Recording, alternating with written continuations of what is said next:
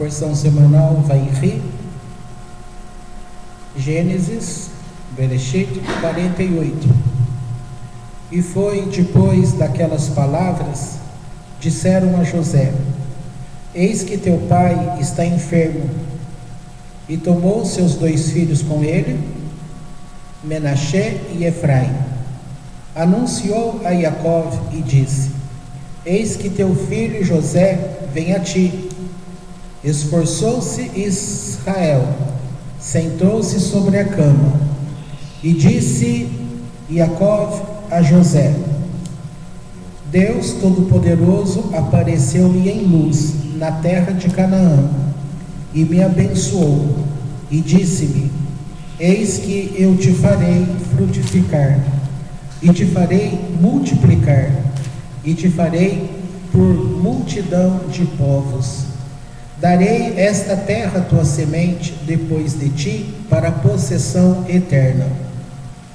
E agora, teus 2 filhos, nascidos a ti na terra do Egito, antes que eu viesse a ti no Egito, serão meus, Efraim e Menaxé, como Ruben, Shimon, serão para mim.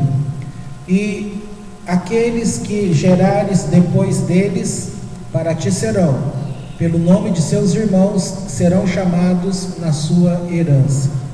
E eu, vindo de Padã, morreu Rahel na terra de Canaã, no caminho, faltando ainda um trecho de terra para chegar a Efrate, e enterrei-a lá no caminho de Efrate. Esta é Betlehem, que é Belém. E viu Israel os filhos de José e disse: quem são estes? E disse José a seu pai: meus filhos são eles, que Deus me deu aqui. E disse: trazemos, rogo-te que os abençoarei. E os olhos de Israel se escureceram com a velhice, não podia ver, e os fez chegar a ele, e beijou-os e abraçou-os. E disse Israel a José: não imaginei ver teu rosto, e eis que Deus me fez ver também tua semente. Tirou-os José de seus joelhos e prostrou-se em terra. E tomou José a ambos, a Efraim à sua direita e à esquerda de Israel, e a Menaxé à sua esquerda e à direita de Israel. Lembrando aqui que esse Israel é Jacó, tá? Lembra que houve a mudança do nome naquela época. Embora aqui nesse texto, ora está se chamando Jacó, ora está chamando Israel. É a mesma pessoa. E fê-los chegar até ele. Estendeu Israel sua direita e colocou sobre a cabeça de Efraim. Ele era o menor. E a sua esquerda sobre a cabeça de Menaxé. Dirigiu com entendimento suas mãos, apesar de ser Menaxé o primogênito, e abençoou a José e disse: o Deus diante quem andaram meus pais Abraão e Isaque, o Deus que me sustentou desde que nasci até hoje, o anjo que me salvou de todo mal, abençoe os jovens, e seja chamado neles meu nome e o nome de meus pais Abraão e Isaque, e multipliquem como os peixes muito no meio da terra.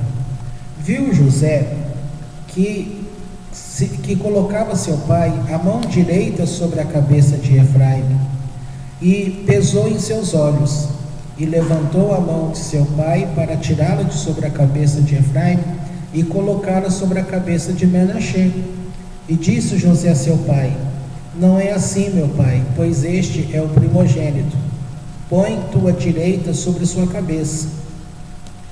E recusou seu pai e disse: sei, meu filho, sei, também ele será como um povo, e também ele aumentará. Porém seu irmão menor aumentará mais do que ele, e sua semente será uma multidão de nações. E abençoou-os naquele dia, dizendo: por ti abençoará Israel, dizendo: Deus te faça como Efraim e como Menaxé. E pôs Efraim antes de Menaxé. E disse Israel a José: eis que eu morro, e estará Deus convosco, e vos fará voltar à terra de vossos pais. E eu te dei uma parte a mais sobre teus irmãos, que tomei da mão do Emorreu, com minha espada e com meu arco. Chamou Jacó seus filhos e disse: juntai-vos, e vos anunciarei o que vos acontecerá no fim dos dias. Até aqui. Quando chega nesse pedaço que ele diz que ele vai anunciar, o que ele estava dizendo? Iria anunciar o quê? Ele queria anunciar o conhecimento que ele havia recebido de Deus. Não são todas as pessoas que recebem um conhecimento profundo das coisas que virão pela frente, ou muitos anos lá na frente, tá? E nesse momento, a Shekinah do Eterno se afasta dele, e ele tem uma sensação, como se vivesse ali uma escuridão, e a revelação, ou seja, o que ele iria falar, simplesmente sumiu da cabeça dele. Ele não ia ter o que falar, tá? Embora ele soubesse, mas não foi permitido que ele contasse. Desta forma, ele, o pai ali, ele temeu, ele pensou que havia algum tipo de pecado com os filhos, e ele pensou assim: eles pecaram, então eles são responsáveis pela Shekinah do Eterno se ausentar. E naquele momento, então ele pergunta aos filhos: vocês fizeram alguma coisa? Vocês se afastaram do Eterno, vosso Deus? E sem que houvesse ali uma combinação, aqui é legal você entender que é algo que já está dentro de cada ser humano, principalmente nestes que são nascidos na casa de Israel, né? Naquele momento, todos eles levantaram os braços e eles declararam essa primeira parte do Shema. Eles juntinho, como se fosse combinado, em coro, eles falaram: Shema Israel, Adonai Eloheinu, Adonai Echad. Então, com isso, eles quiseram dizer para o Pai que desde sempre eles adotaram a Deus como um, e que eles não se contaminaram, e eles não estavam contaminados naquele momento, e eles não tinham culpa alguma de qualquer coisa que o Pai pudesse estar pensando. E naquele momento, portanto, Jacó, Israel, entendeu que esse conhecimento não era permissão do Eterno. Assim como não foi permitido a ninguém falar das coisas que iriam acontecer sobre o Mashiach. Tá certo? O importante, antes de começar esse capítulo, no final do 47, ali está dizendo que Jacó, ele ficou doente, tá? E com isso, mandou-se chamar a José. Eles não estavam na mesma cidade. A terra que eles estavam vivendo ficava um pouco longe lá da capital. Como José era o vice-rei, ele tinha que ficar. É como se você ficasse em São Paulo e o presidente tem que ficar em Brasília, entendeu? Então era assim, eles estavam em São Paulo e José estava em Brasília. Era assim que funcionava. E aí foram avisar José: José, pega os filhos, eu vou despedir do meu pai. Então o Israel, o Jacó, ele faz um pedido para José, dizendo o seguinte: olha, eu vou morrer, eu sei que eu já estou morrendo, eu não quero nem entrar naquele midrash que fala lá sobre a morte, que antigamente não tinha um sinal da morte, né? Era o espirro e a alma saía, tá? Falei que eu não ia falar, mas só para lembrar vocês disso. Então aqui ele fala: eu sei que eu estou morrendo, que eu vou morrer, e eu quero abençoar Então ele está falando assim: olha, eu quero que os teus 2 filhos, eles não serão seu, eles serão meu. Por isso Efraim e Menaxê, eles fazem parte das 12 tribos de Israel, fazem parte do povo de Israel, tá? E aqui você vai poder aprender um monte de coisas, tá? E uma delas principalmente é pela fidelidade de José, que manteve o pacto de Deus ativo. Logo, os filhos dele, a semente, vai compor o povo, que são as 12 tribos, tá? Lembrando que ele também teve Diná, tá certo? Não o José, tá? O Jacó teve a menina, que vocês sabem muito bem aí da história. E com isso ele faz um pedido. O que ele sabia muito bem? Que quando uma pessoa morre fora da terra de Israel, na hora que fosse ocorrer a ressurreição dos mortos, aquele que está fora de Israel, ele vai rolar por um caminho por debaixo da terra até chegar em Macpelá, que é aquela cova que Abraão comprou, onde estão Adão e Eva enterrados, onde estão Abraão, Sara, tá bom? E porque ali é o portal que faz a ligação para o jardim. Então ele está fazendo um pedido. Ele não queria passar por essa humilhação de ter o seu corpo, a sua alma rolando até chegar em Israel. Então ele faz o pedido: vocês vão me enterrar lá na nossa terra. Depois vocês vão descobrir, a gente vai ver mais para frente, que ocorre com José a mesma coisa, e na hora do êxodo Moisés vai fazer o chamado. Então tem um Midrash que vai dizer que Moisés chega diante do rio e ele fala assim, ele fala com José e diz assim: olha, nós estamos saindo agora, cumpriu o tempo daquelas promessas, nós já estamos a caminho e está sobre nós o juramento, a promessa que fizemos, que você iria conosco, portanto eu peço que você apareça. Se você não aparecer, nós estamos livres do nosso juramento e a gente vai seguir caminho em paz. Ou seja, quando José morreu, vocês vão ver direitinho mais lá na frente, que quando ele morre, é colocado num caixão de metal e é colocado para o fundo do rio Nilo, justamente para que o Egito continuasse sendo abençoado por José. Eles não queriam perder a bênção. Mas José também tinha falado que para o povo, que na saída do Egito, quando se cumprisse, ele sabia já, veja, nós estamos falando aqui muito tempo antes.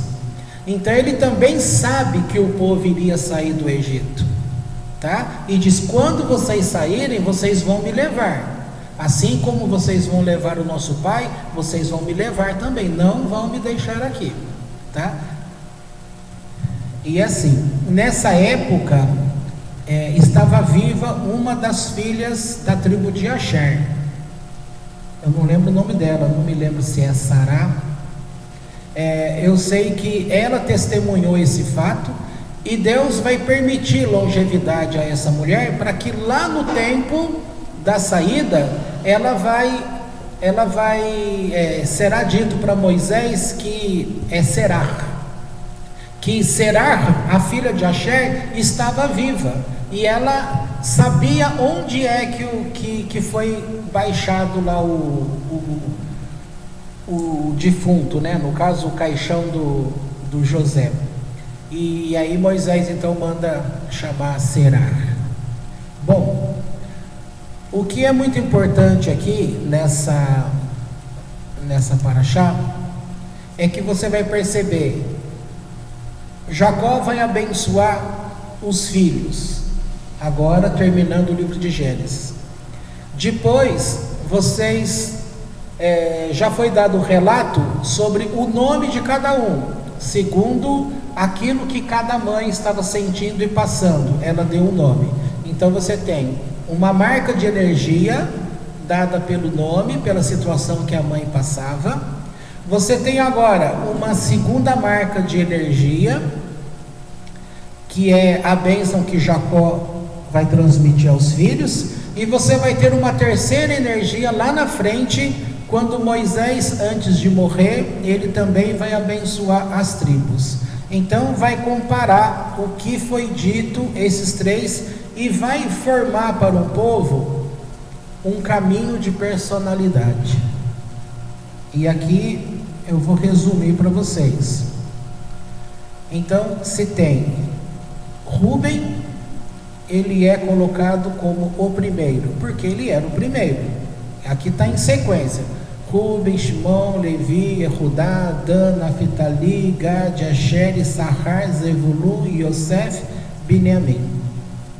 Então, aqui você tem Rúben, o primeiro, Shimon, o agressor, Levi, o clérigo, Judá, o líder, Dan, o juiz, Naphtali, o espírito livre, Gad, o guerreiro, Asher, o próspero, Issachar, o erudito, Zevulun, o homem de negócios, e Yosef, o sofredor, dividido entre seus dois filhos, Menaché, reconexão, e Efraim, transformação, Binyamin, o consumidor voraz. Agora vamos ver como são essas coisas.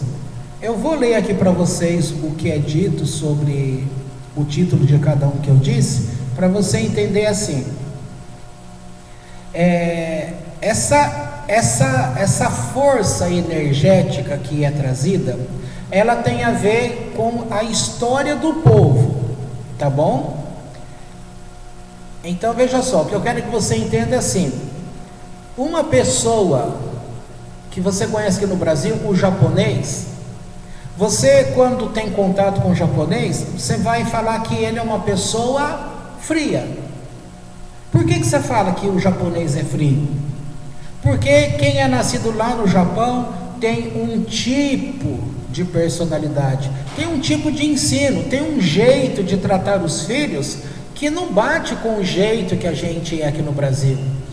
Aqui a gente é mais livre, tem mais calor, é mais próximo, essas coisas todas. Então é isso que eu quero que você entenda, que o que a gente está lendo são coisas que marcaram a vida de cada um destes, mas cada um destes viveram a mesma história com pai e mãe, e esse conjunto dessas coisas vai determinar a personalidade de um povo, tá certo?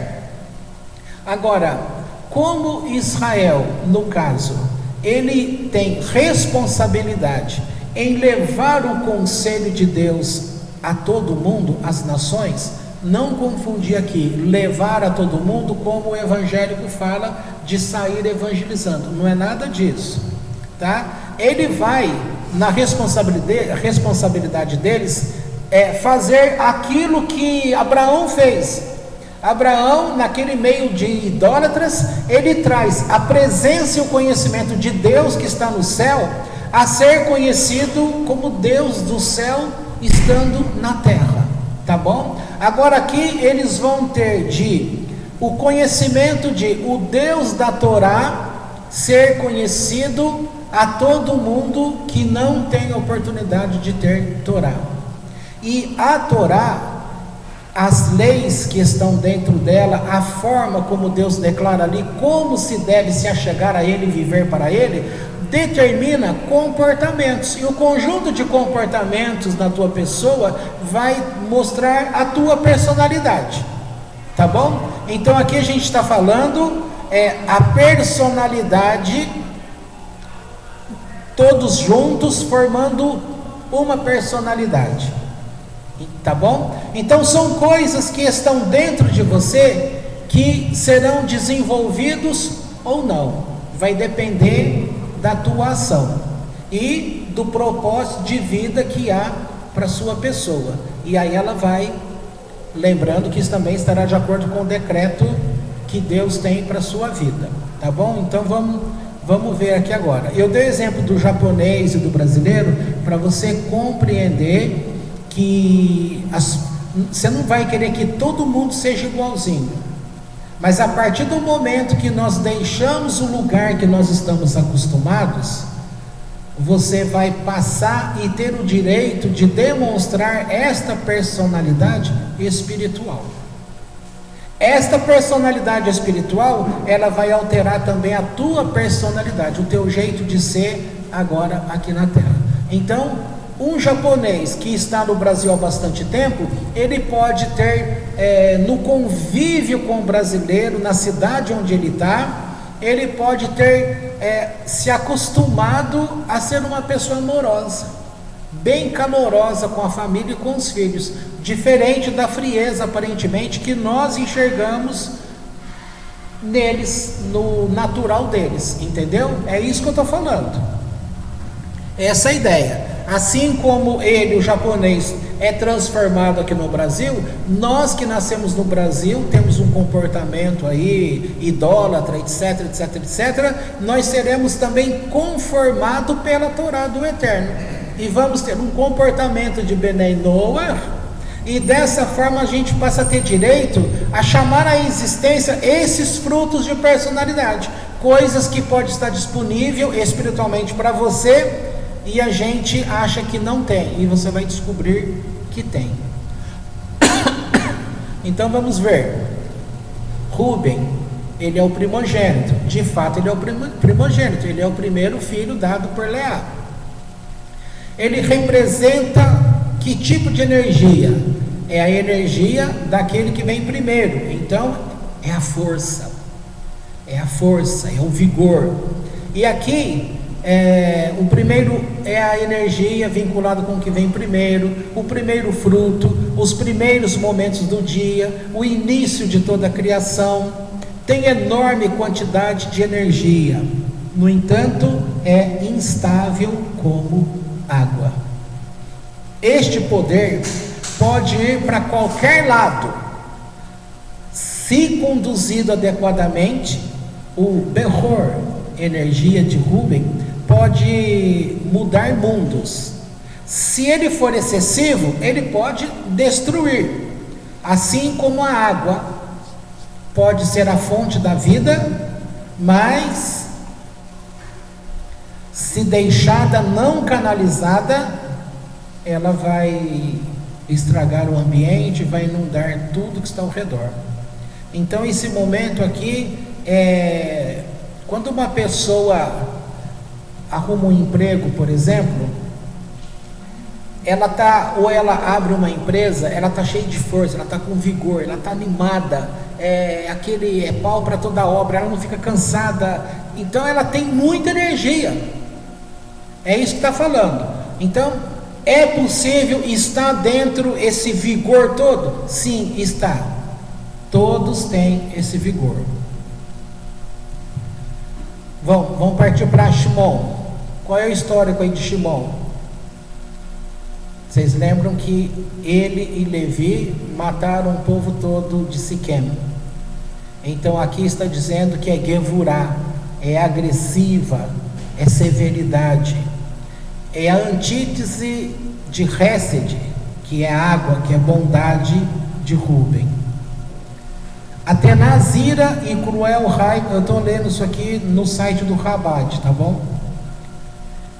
A tenaz ira e cruel raiva que podem resultar da Gevurá não domada deve ser eliminada para que não se transformem em armas de violência que destroem a pessoa e todos aqueles com quem entra em contato. Então aqui a pessoa vai ter que lidar com uma grande agressividade, tá? Agressividade, naturalmente, a pessoa, ela pode nascer com um produto de Gevurá, tá bom? Isso a pessoa já nasce assim. Mas mesmo aquele que nasce com essa agressividade, ele vai domar essa agressividade para poder usar essa força para o bem. Um destes, que o exemplo que tem pela Torá, é Davi. Davi, ele nasce com sangue, entendeu? Com essa força, mas ao invés dele se estrambelhar, ele canalizou esse grande poder para ele ser aquela pessoa, como é chamado, um homem segundo o coração de Deus. Depois vem Levi. O Levi, ele vai representar aqui o religioso, tá? E aí eu não preciso ficar falando muito, porque todo mundo sabe o que é uma pessoa religiosa.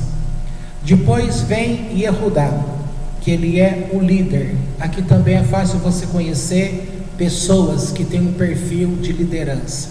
Todo mundo pode ser líder? Pode. Qualquer pessoa pode ser líder? Mas tem um líder que a gente fala que é um líder nato, ele não faz esforço nenhum. Ele naturalmente, aonde ele chega, ele tem um domínio, tá? As pessoas começam a seguir. Você vê isso desde pequeno. Numa sala de aula você já vê a pessoa que já domina o ambiente. Depois você vê na classe de faculdade, você vê dentro de um local de trabalho. Sempre você vai ter aquele que tem um espírito de liderança. Nem sempre o que tem espírito de liderança lidera. Essa é a questão. E aí os problemas são outros. Não tem a ver com personalidade, tem a ver com outras pessoas. Dan também é famoso. Daniel, o que é? Deus é meu juiz. Então Dan está fazendo menção à justiça.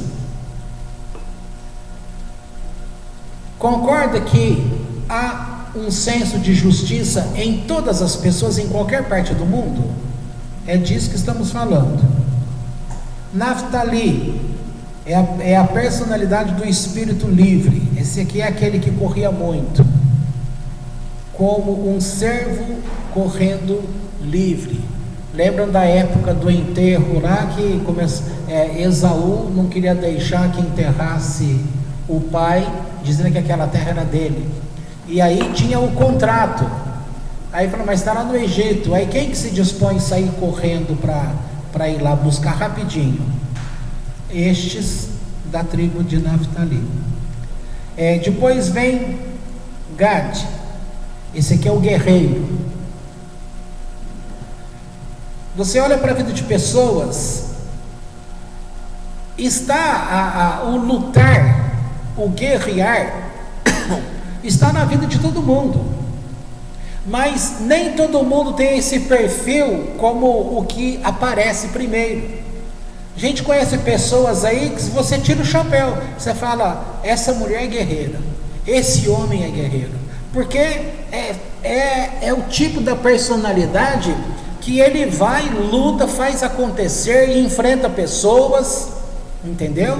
Então, para mudar uma história, você vai precisar num país com pessoas desse tipo em variados cargos para poder mudar a nação. Nós estamos precisando hoje no Brasil de uma transformação, e você vai contar com pessoas que tenham esse perfil de guerreiro. Você já tem o Bolsonaro que está aí encarando o judiciário, tá todo mundo contra desde o começo, tá? E você tem um monte de pessoas no Brasil que foi educado para poder falar que o governo não presta, entendeu? Então, quem que seria um forte? Precisaria de um homem forte, mas forte no quê? Forte com justiça, forte no conhecimento de Deus, forte no perfil de liderança, entendeu?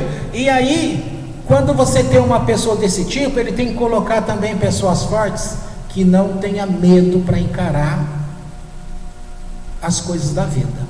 É como ele fala, vem trabalhar comigo, saiba que vão virar a tua vida de ponta cabeça. Então você tem que estar preparado.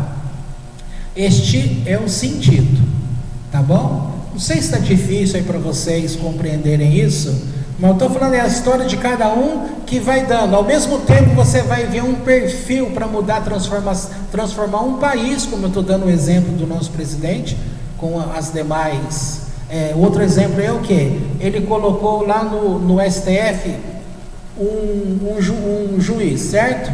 Que é o Nunes Marques. Agora tomou posse essa semana o André Mendonça. Então quer dizer, este que entrou agora, ele tem uma cabeça mais cristã. E o que se espera de alguém que tem um procedimento mais bíblico? Que não caia na rede, que a gente não sabe o que acontece lá dentro, nas reuniões às escondidas. Então, aquele que tem temor a Deus, não vai se juntar com aqueles que querem fazer coisa errada. Então precisa ser guerreiro, precisa ter um senso de justiça. Essas personalidades a gente vai vendo na família que Deus desenvolveu na terra para virar o povo de Israel, e logo essa energia do povo de Israel, ela vai alcançar o mundo inteiro. Seria para alcançar o mundo inteiro, mas além de alcançar o mundo inteiro, você vai ver pessoas que recebem aquilo e agem, e pessoas que recebem e agem como se não tivesse recebido. A ideia é essa. Mas todos, quando se voltam para a Torá, esse caminho seria o perfil ideal para você entrar para Deus, porque você vai ter que ter um comportamento de senso de justiça, você vai ter que ser guerreiro, enfrentar problema e não ficar, poxa Deus, agora que eu estou te servindo acontece essas porcarias na minha vida. Ora, você não está sendo guerreiro, você está sendo medroso, você não está sendo confiante, você está sendo o religioso que acha que porque fez um ato, tudo vai ficar dando bem agora, tá bom? É disso que eu estou falando. E aí vem Gad, é o guerreiro, né? Eu acabei de falar. Aí vem Asher. Asher é o símbolo da prosperidade e prazer. Aí eu pergunto para você, todo mundo tem capacidade para ser rico? Você vai falar sim, e eu vou te dizer não, porque nem todo mundo está pronto para ser rico. Qual é a prova? Todas as pessoas que ganharam um prêmio na loteria, o estudo mostra que em torno de 5 anos eles perdem tudo. Pessoas que não estão preparadas para lidar com o dinheiro, não sabem negociar. Nós vamos ver lá o homem de negócios, não sabe enfrentar as coisas, vai ser enganado, o olho dele vai brilhar para um monte de coisa, vai sair comprando a torta direito, não tem planejamento, talvez vá distribuir como um coração bom para um monte de gente, e depois ou vai humilhar um monte de outra gente, e assim vai, tá? Então, Asher é a tribo que a gente vê que esse homem aqui, ele teve praticamente só filhas. Essas filhas eram todas muito bonitas e belas, e elas foram as mulheres, porque receberam a bênção de vestirem roupas sacerdotais, mas mulher não veste roupa sacerdotal. Então significa que elas seriam mulheres dessa tribo, que seriam mulheres dos reis, mulheres de reis, mulheres dos sacerdotes, ou seja, para vestir a vestimenta do sacerdote, elas iriam casar com o sacerdote e sumo sacerdote, entendeu? E com isso, você vai estar vendo aqui no sentido de prosperidade, prazer. Eu vou ler aqui. Asher é a dimensão da bênção, a lei da norma, a lei da medida, é aquilo que excede. Ser dado mais que o necessário para a sobrevivência. Asher é a personalidade de não apenas conseguir o que você precisa, mas também apreciar isso. Issachar é o erudito, é aquela tribo que eles estudavam Torá. Aqui você vai ver aquelas pessoas que vão estudar Torá para poder compartilhar.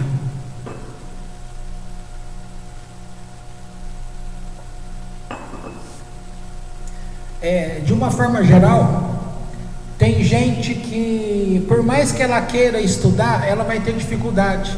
Não é dificuldade que não tenha estudo, que é igual se fala, é uma pessoa muito burra. Não é questão de inteligência, burrice, sabedoria, é questão de personalidade, tá? Tem gente que não foi feito para trabalhar dentro de uma sala fechada e sozinho, como é aqueles que trabalham na área de informática. Tem gente que nasceu com aquele espírito livre, vai trabalhar, então ele tem que ter uma profissão que é lá na rua. Você, por exemplo, você está sempre na rua. O dia que colocar você fechado dentro do escritório para mexer com papel, só ficar naquele negócio ali, talvez você não vai suportar, entendeu? Porque você não tem parada, cada dia você está num lugar, numa cidade, entendeu? Aí tem aquela outra pessoa que ela gosta das coisas tudo muito certinho. Essa aí vai ser uma boa secretária. Na hora que falar, escuta, quero um papel tal, pronto, está organizado, está ali. Então vamos seguir aqui. O Issachar, portanto, é aquele que tem nele a graça dada por Deus para ele estudar a Torá, adquirir o conhecimento e ser um canal de luz para derramar o conhecimento. Então, como muitas pessoas não tem tempo para estudar as coisas, veja nós, se não fosse, como que Deus iria trazer a gente para o judaísmo, se não fosse pela vida de muitos rabinos que hoje usam a internet para trazer um conhecimento? Porque para você ter acesso os livros, você não encontra por aí. Você tem o Talmud que você vai precisar de 7 anos. Se você estudasse o Talmud como eles estudam diariamente, demora 7 anos para concluir o estudo de Talmud. Tem que saber os escritos dos sábios, tem que conhecer aramaico, hebraico. O que vem nos ensinos de Kabbalah, então o negócio vai complicando cada vez mais. A gente não vai ter tempo para isso. Então, quer dizer, você vai pegar de Issachar. Ele foi feito para isso, é a participação dele. Aí vem o Zevulun. O Zevulun é o mercador, é aquele homem de negócios, é aquele que vai gerar dinheiro, que vai dar condições econômicas para que as demais coisas sejam sustentadas. Aí vem Yosef. Yosef, o que marca a vida dele? De José? Sofrimento. Então aqui diz assim, é o elemento do sofrimento na vida. Porém, ele não apenas sobrevive, ele prospera. Atinge grandeza através de seus desafios. Isso falando da vida de José. Supera todo adversário e se torna um grande líder, salvando toda a sua geração. Apesar de ser um ambiente corrupto, ele se mantém em integridade espiritual. A poderosa luz emerge da escuridão em Yosef e se divide em 2 dimensões, que são os filhos, Menaxê e Efraim. Menaxê representa a capacidade de você não sucumbir aos poderes de Mitzrayim, que é Egito, ou que é o mundo. As amarras que querem fazer você esquecer suas raízes espirituais. O que significa? Onde você vê essas coisas? Vê o seguinte, você tem um pastor que pode ser um bom pastor, ou um rabino. Eu não vou falar padre, porque o padre, tecnicamente falando, não é para ter filho. Um monte de padre tem filho espalhados, mas tecnicamente, olha, o pastor pode ter filho, o rabino pode ter filho, e outros líderes podem ter filhos, líderes espirituais, tá? O que acontece com muitos desses filhos?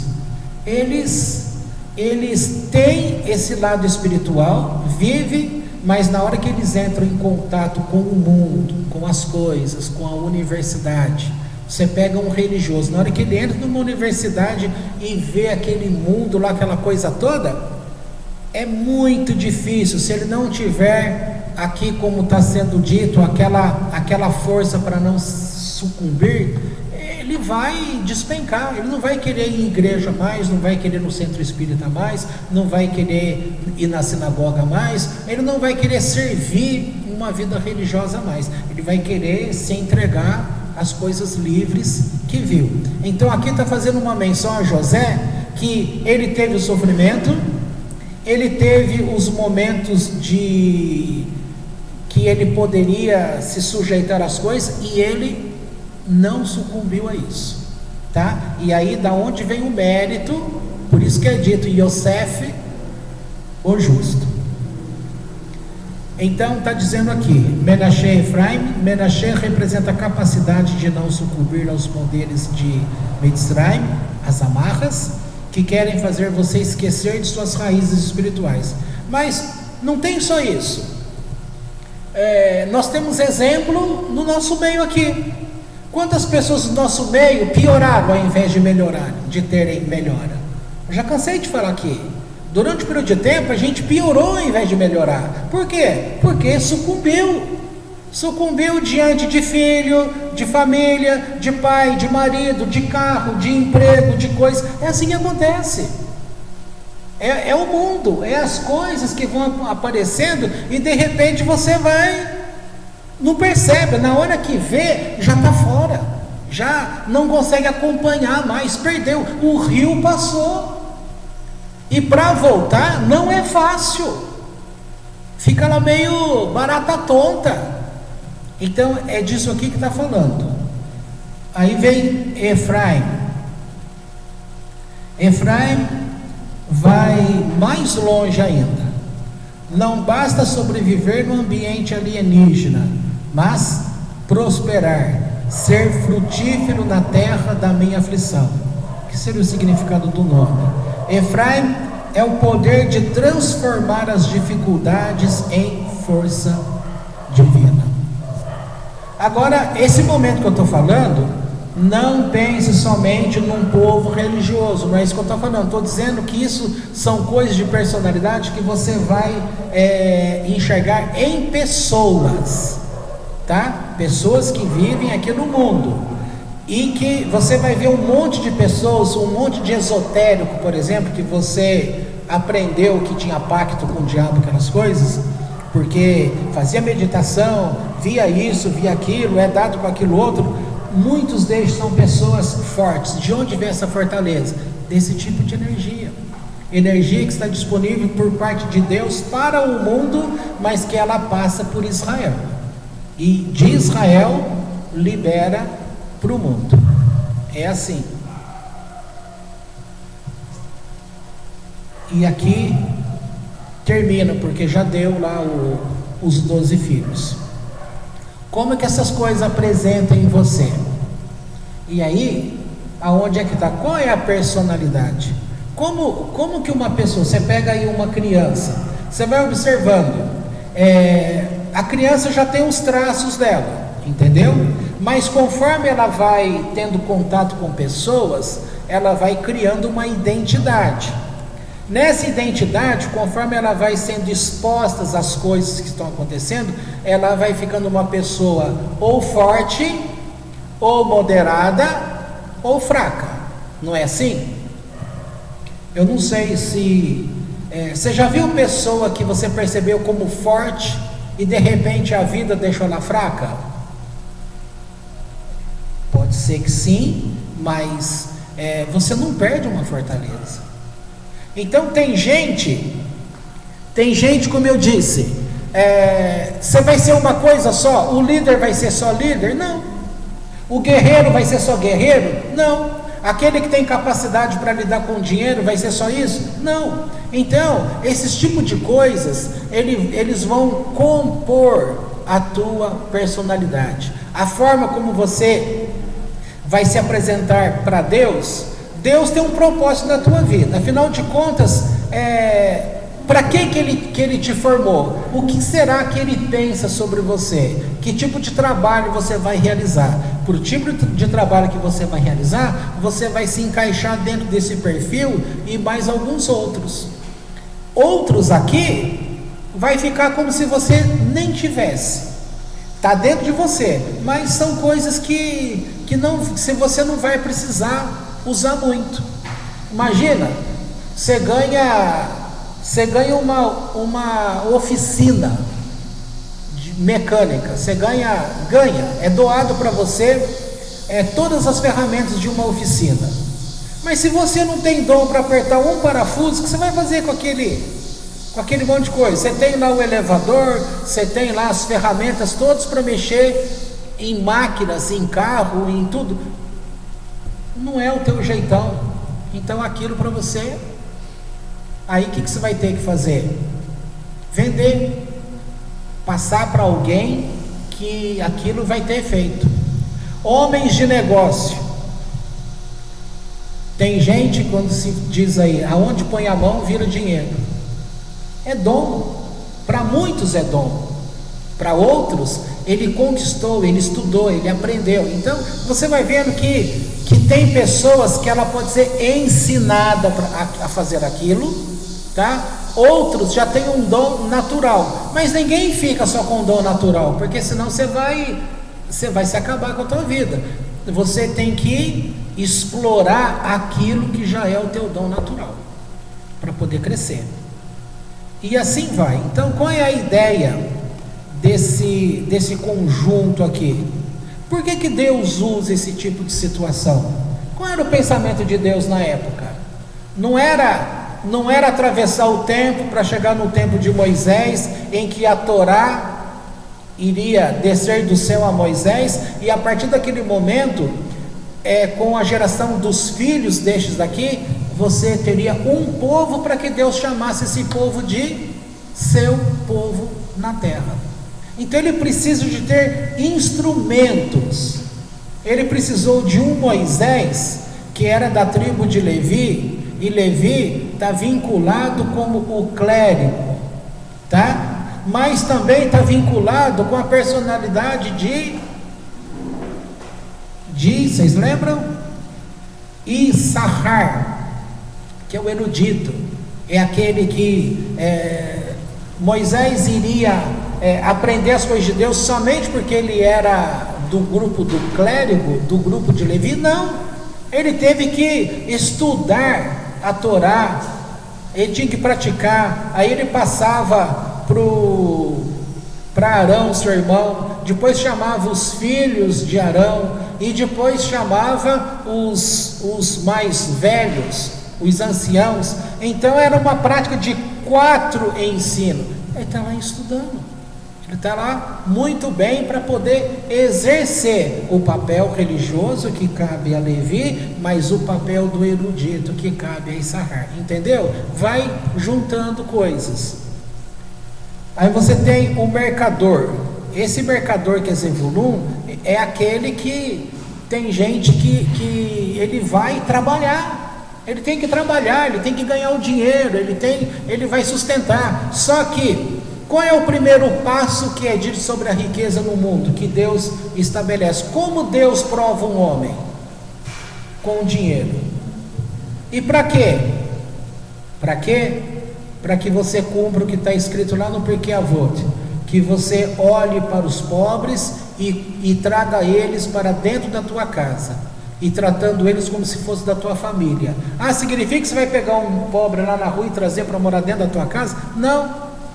Significa que você vai ser sensível à condição social, o lugar onde você está, e você vai amparar pessoas, você vai ajudar, você vai orientar, tá? Às vezes você pega uma pessoa pobre, está lá castigado, e você não vai julgar ele, porque você não é juiz, você não está na posição de Dan, mas você tem um senso de juízo. Aí você vai saber, olha, eu entendo que ele pode ter errado nas condições da vida, gastou muito e teve que vender seus bens, ou perdeu seus bens, não teve como levantar sua vida, e está como morador de rua hoje, como é verdade que muitos estão aí. Você encontra lá fora reportagens que a gente vê por aí, já mostrou que tinha lá engenheiro formado, advogado formado, que estava na rua.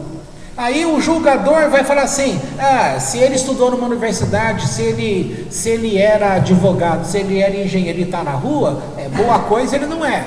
Aí pode ter sido drogas, pode ter sido um monte de coisa, mas você vai julgar? Se você recebeu uma bênção de Deus nesse sentido, então você vai fazer uma justiça social.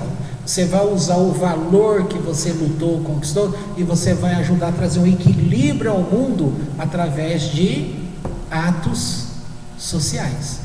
E aí vem aquela questão que, qual é a ordem que Deus coloca para o povo? Cuidar dos órfãos, das viúvas, entendeu? E dos pobres. E aí tem gente, mas como se faz isso? Tem gente que consegue abençoar uma pessoa dando condições para ela, ao invés de, então, tem gente que você vai matar a fome dela, você vai dar um peixe.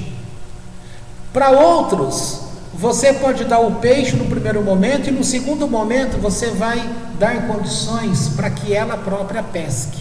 Ou seja, você percebe nessa pessoa que ela tem condições de crescer, de administrar um negócio, então você pode ser um financiador dela. Lá no enterro do meu cunhado na época, um rapaz parou ali e começou a chorar diante daquele caixão, e ele falou assim, ele falou que no meu ouvido, estava ali do lado, ele falou: tudo que eu tenho hoje, eu devo a esse aqui, ó, e bateu no caixão. Por quê? Porque na época eu estava sem nada, eu tinha perdido, e eu fui conversar com ele, eu precisava de um dinheiro emprestado. Além dele me emprestar o dinheiro, ele me fez uma pergunta: para você retomar a tua empresa e crescer de novo, você precisa de quanto? 10 mil, na época, é suficiente? Ele falou: sim, é suficiente, então eu vou te dar esses 10 mil. Então deu a ele os 10 mil, o que é? É a vara de pescar. Ele voltou a pegar o peixe, cresceu e estava empregando pessoas, mas manteve no coração a gratidão, entendeu? Se alguém fez isso por ele, você concorda que ele também pode fazer isso para alguém lá na frente? Então esse tipo de coisa que nós estamos falando é ensinar a pescar. Mas tem gente que tem dinheiro, que segura o dinheiro, vai passando com o seu carro num semáforo, na hora que a vista lá está verde, não vai dar tempo de passar no verde, ele já fecha os vidros todos, para chegar no sinal, ninguém bater lá e encher. Sabe uma coisa que a gente aprende na faculdade? Infelizmente, você aprende na faculdade, na parte de sociologia, que essa questão da pobreza na cidade tem que ser administrado pela prefeitura, por órgãos de prefeitura, os poderes municipais. E aí ensina o quê? Se você dá para aquele que pede na tua casa, se você dá para aquele que está lá no sinal, se você dá o dinheirinho e ele vai lá, embora ele limpou o vidro do teu carro, e vai lá e vai beber a pinguinha dele, e vai lá comprar uma droga, aí você vai receber esse ensino que você está cooperando para que ele continue naquele mundinho dele, entendeu? Mas a justiça de Deus, ela coloca diferente.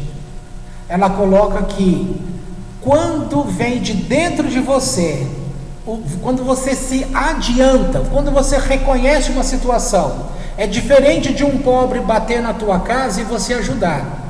Quando você consegue perceber a pobreza do teu irmão antes que ele te peça, você vai lá e ajuda. Esse tipo de tzedakah é um tipo alto, porque você se adiantou, tá? Aquele que é trazido para você e você ajuda, também é um princípio da tzedakah. Esse é o sentido que o texto sobre tzedakah ensina para a gente, que você vai trazer para a tua vida a bênção de prosperidade, quando você aprende a abrir mão e ajudar pessoas. Mas no ensino comum de universidades, como foi no caso da minha, é ensinado para você lá que quem tem que fazer isso é a prefeitura, são os órgãos, e que se você ajudar na rua, se você retirar alguém da rua, você não está ajudando, você está atrapalhando, você está contribuindo para aquele mal. E aí, Como que você está administrando uma energia espiritual de prosperidade na tua vida? Não está agindo. Viu a diferença? Aí você vai pensar assim, mas peraí, nem tanto ao céu, nem tanto ao inferno. Vai depender de situações que você tem que ter um senso de julgamento dentro de você. Tem certas pessoas que você bate o olho, ela não quer realmente mudar de vida, ela não quer transformação, ela quer ficar naquela vida. E aí, é justo você ajudar uma pessoa assim? Não. Aí é que tá. Então você vai ter que ter um pouquinho de discernimento também, e assim vai, entendeu? Dessa forma, quem não era acostumado a dar, vai começar a aprender a dar. Um monte de gente que tem dinheiro não aprendeu a dar, mas pode aprender. Então tem que desenvolver esse lado na pessoa. Tem aquele que vai ter que desenvolver um lado de liderança. Ele sendo líder ou não, ele vai ter que tomar decisões. E decisões que a gente toma, às vezes a gente acerta, às vezes a gente erra. Mas vai ter que tomar decisão. Tem certas coisas que eu tenho que fazer aqui, que eu tenho que tomar decisão. Algumas eu tomei certa e um monte eu tomei errado. Mas o tanto que a gente erra, a gente pode aprender para não errar de novo quando acontecer. E assim vai. Por isso, cada pedacinho desses nomes aqui, você vai aprender. Se você chegar no meio do povo de Deus, você vai perceber em pessoas um tipo específico desse. Se você for levantando como um helicóptero que pega você e vai subindo você, e você passa a olhar o povo de cima, aí você vai ver tudo isso compondo um povo. Então é uma personalidade dividida em 12 caminhos. Deus sempre usa 12 caminhos. Na saída do Egito, quantas trilhas passaram pelo mar? O mar abriu, um espaço que abriu para o povo passar, mas o texto judaico fala que aquilo que abriu em 12 túneis, cada tribo passava por um, e cada necessidade estava sendo suprida dentro daquele túnel, entendeu? Então é isso. Se você entender essas coisas, você vai começar a pensar na tua vida, coisas que você já começou a despertar em você e você já está fazendo. Talvez você já está estudando mais e já está pegando um caminho do erudito, entendeu? De repente você fala, nossa, é gostoso estudar Midrash, hein? Aí você se apaixona pelo Midrash e começa a ler. O que você está fazendo? Você está puxando um pedacinho do erudito para você. De repente você começa a perceber que há um jeito, entre aspas, fácil para ganhar dinheiro. Você começa a entrar naquele caminho e começa a trabalhar naquilo, você está puxando aquele outro pedacinho. E assim vai. Se a gente pudesse exercer todos esses caminhos, seria bom demais. Aonde você chegar, seria dar conta. Mas não é assim que funciona. Você vai abarcar alguns outros que serão principais, os outros vão ser como ajuda. Tá bom? Deu para compreender? Então é assim que você vai perceber que Deus está criando um povo para ser forte. E olha que esse povo conheceu o sofrimento, hein? E conhece até hoje. Não fazer confusão aqui com a questão do sofrimento. Quem quiser entender um pouco melhor sobre o sofrimento, leia no livro Der Hashem, que a gente até já falou aqui. O sofrimento na vida de alguém, ele tem alguns itens a serem cumpridos, tá?